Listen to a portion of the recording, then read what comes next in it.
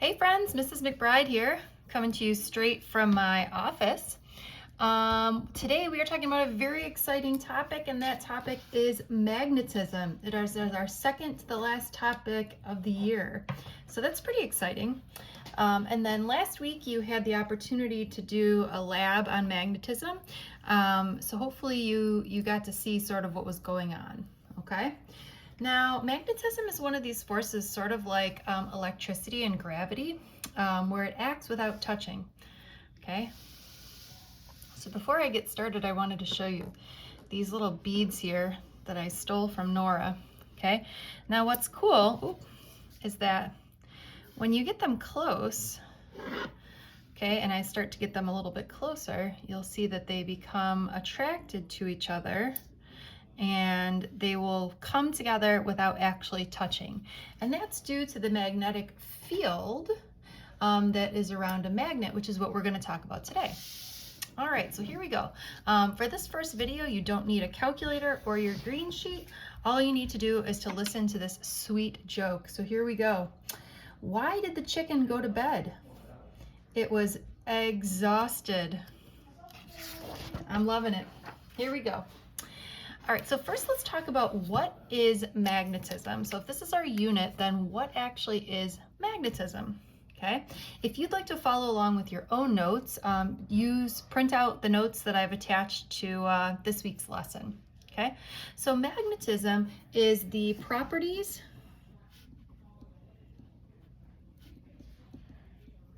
or interactions of magnets.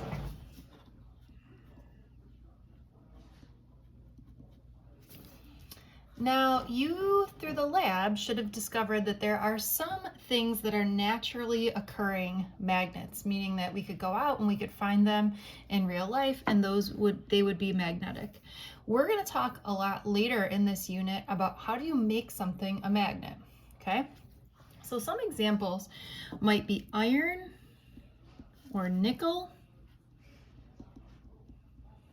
okay, or also cobalt, okay, are the most popular, but we also have something called lodestone or gadolinium, okay, but I would say iron and nickel are really the most common. And talking about, a lot of people think that all metals are magnets, which is not true, right? You can't take a piece of aluminum foil and try to stick it to something that is magnetic, like your refrigerator, right? Because aluminum is not a magnet, okay? So how does something become a magnet? Well, I want you to zoom in here real close. So here's a nail, and this is an iron nail. So we know that it can be a magnet. But if you look real close here, there's all of these little norths and souths, okay? So if we look down to the atomic level, each atom has sort of a north and a south pole, okay? So we can make a magnet, or make something that can be magnetic, like this iron nail, into a magnet by placing it near a magnet. And then it takes and makes all these poles, which are all mixed up here, all in a row down here. Okay, so we've basically magnetized it. And while we're talking about that, let's talk about the fact that magnets have two poles, a north and a south. Okay, and every magnet, no matter how small, has two poles, or we can say it is a dipole. What this means is that if you take a magnet, okay, which has a north and a south pole, and you break it in half, it's not like one side just stays north and one side just stays south. Well, this one becomes the south side and this side becomes the north side, and basically they would stick together again, okay? So no matter how many times you break this, you'll always get a north and a south. All right, let's talk about magnetic fields, which is just going back to the lab that you did again last week, all right? And that's why those two little balls that I showed you, why they go together, is because there is a magnetic field, or this invisible force field, acting around the magnet, okay? So what is a magnetic field? Well, this exists in the space around a magnet.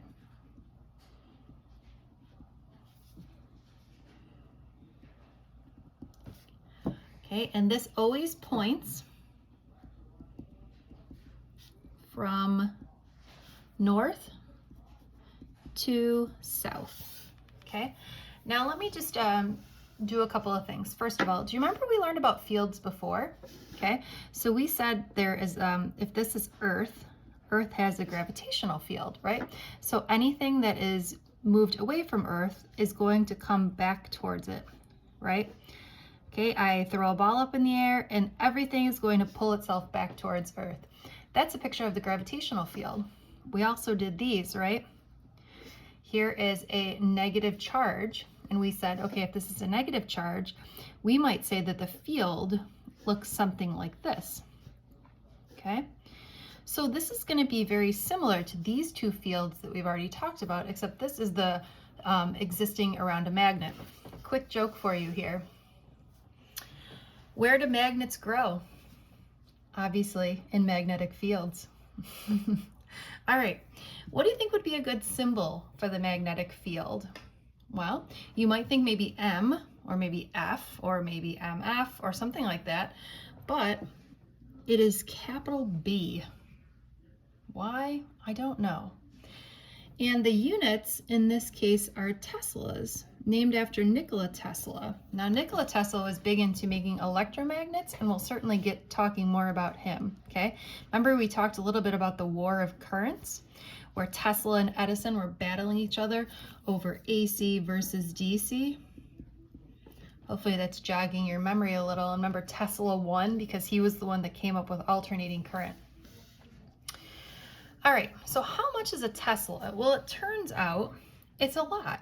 So 1 Tesla is a pretty big number.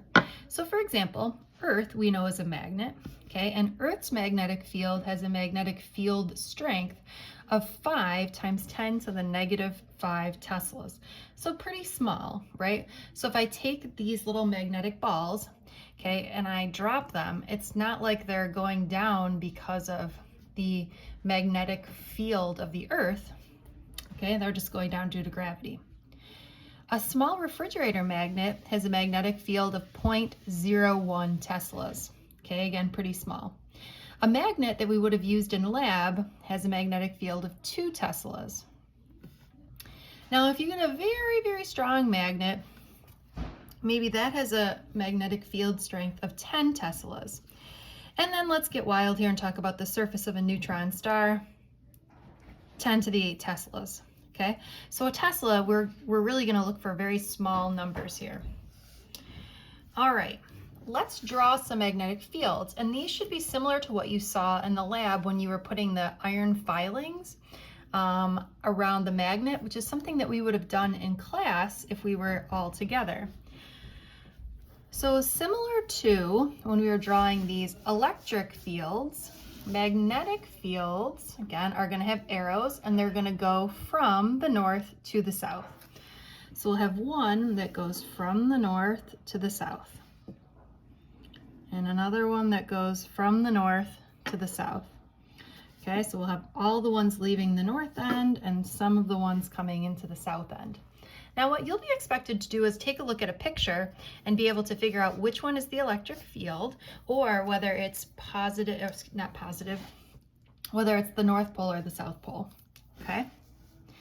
Now the souths, we know that the arrows are going into the souths, okay? So it might look something like this. Okay, and you can put more field lines to represent the stronger part of a magnet. And just as before, remember, we said that there is no magnetic field right in the center. And you could see this actually with a compass, because again, a compass is something that is always going to point north. So if you put that in this spot where there was no magnetic field, you would see that the compass needle was sort of going crazy. It didn't know what to do with itself. Okay, now if you had 2 norths together, same thing, they would be moving apart. And also this spot here would have no magnetic field either. And this should look just very similar to any diagrams that we drew Remember, if we would have had two positives, okay, it would have looked like the exact same picture, right? All right, last but not least, whenever people think of magnets, they usually think of horseshoe magnets, and I don't really know why, but because of that, you see this a lot of times in pictures. Okay, so again, same thing. Lines are gonna go from the north to the south, and then in the center, they're gonna go straight across from the north to the south. All right? All right. Last thing for this video is I wanted to talk about Earth, because Earth, although is a very big magnet, it's not a very powerful magnet, okay? So if you take a look here, I've got the South Pole here and the North Pole here.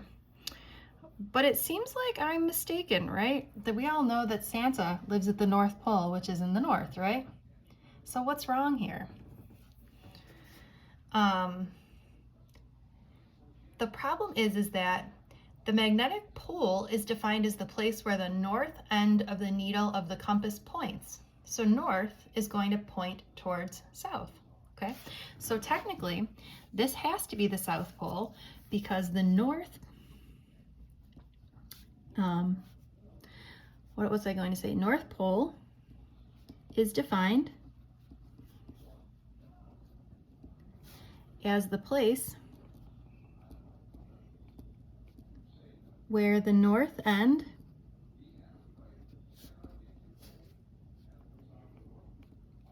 of the compass needle points.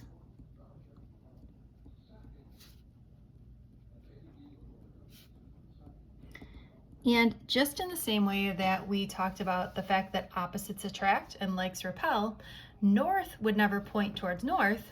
So if we want the north end of the compass, it would only point to south, because opposites attract. Okay, same thing with electricity. Now currently the magnetic North Pole is about 12 degrees away from the geographic North Pole, and we know from looking at records that the magnetic pole is going to switch. It switches every about 100,000 years, and we're sort of due for one coming soon. So we would expect that the magnetic north is about 12 degrees off here, so maybe it's sort of like this, okay, versus the geographic north. And we would expect that this is going to be heading this way, which means that we're going to need to redo all of our compasses and things that use the magnetism for directions. All right, bye friends.